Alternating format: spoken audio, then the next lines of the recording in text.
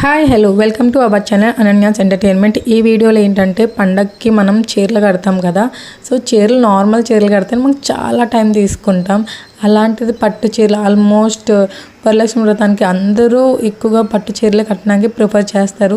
So అలాంటి చీరని పండగ టైంలో కట్టుకుంటే హడావుడైపోతుంది. సో ఇలా చీరని ముందుగానే మనం ప్రీ ప్లీట్ చేసుకోవడం వల్ల మనకి చాలా టైం సేవ్ అవుతుంది అండ్ సారీ లుక్ కూడా చాలా పర్ఫెక్ట్గా చాలా నీట్గా వస్తుంది. సో వీడియోని చూసి వీడియో నచ్చితే తప్పకుండా లైక్ చేసి మన ఛానల్ అయితే సబ్స్క్రైబ్ చేసుకోండి. అండ్ అమ్మవారికి సారీ డ్రైపింగ్ కూడా నేను వీడియోస్ పెట్టానండి. So go and check it out. సారీతో ఎలా డ్రైప్ చేయాలి అండ్ అలాగే మనకి ఎక్కువగా టైం లేదు లాస్ట్ మినిట్లో చేసి డెకర్ చేయాలి అనుకున్నప్పుడు బ్లౌజ్ పీసెస్తో కూడా ఎలా చేయొచ్చు నిండుగా నీట్గా చాలా యూనిక్ స్టైల్లో చూపించాను, చాలా సింపుల్గా కూడా.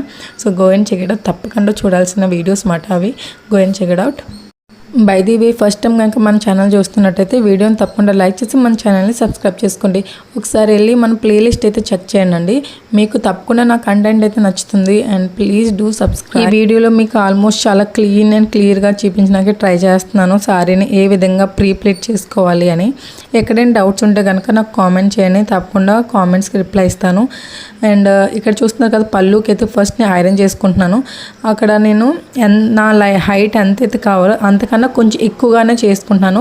ఎందుకంటే మనకి ఫ్రంట్ బాడీ పార్ట్ దగ్గర కూడా కుర్చీలు నీట్ అండ్ క్లీన్గా రావాలంటే మన హైట్ ఎంత ఉందో మనం పళ్ళు ఎంతైతే పెట్టుకుంటున్నామో దానికన్నా ఇంకొక 10 ఇంచెస్ వరకు ఎక్స్ట్రాగానే చేసుకోండి.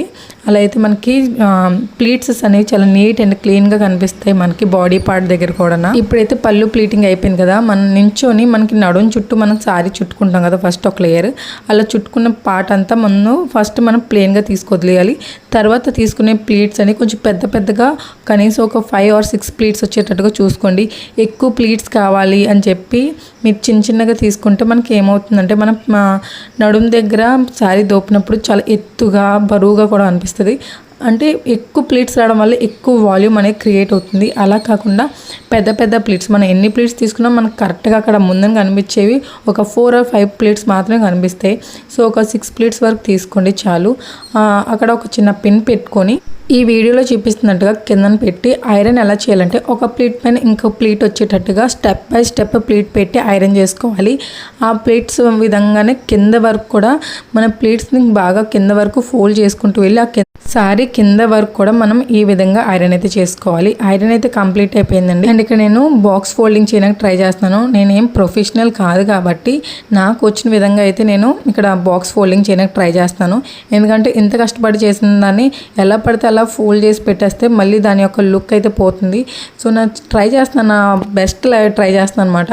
మనం ఏం ప్రొఫెషనల్స్ కాదు, మనకి బయట చూపించే విధంగా రావాలనే రూల్ ఏం లేదు. జస్ట్ ఆ కుర్చీలు పోకుండా ఉండేటట్టుగా ఇలా మనం ఎక్కడైతే ఐరన్ చేసామో అన్నీ ఒక దానిపైన ఒకటి ఈ విధంగా పెట్టి జస్ట్ సారీ ఒక బాక్స్లా వచ్చేటట్టుగా ట్రై చేస్తున్నాను అనమాట. సో వీడియో అర్థమైందని అనుకుంటున్నాను. వీడియో నచ్చితే తప్పకుండా లైక్ చేసి మన ఛానల్ అయితే సబ్స్క్రైబ్ చేసుకోండి. ఇలా బాక్స్ లాగా ఫోల్డ్ చేసిన తర్వాత పైన వచ్చిన కుర్చీలు ఉంటాయి కదా పళ్ళు దగ్గర, సారీకి చుట్టూ ఇలా రౌండ్లా చేసి ఇలా దోపేస్తున్నాను. సో సారీ యొక్క బ్లౌజ్ కూడా చూసేయండి. రీసెంట్గానే నేను ఇది మళ్ళీ ఇలా కుట్టుకున్నా. ఎలా ఉందో కామెంట్ చేయండి. Thanks for watching. మళ్ళీ నెక్స్ట్ వీడియో అయితే కలుద్దాం. బై.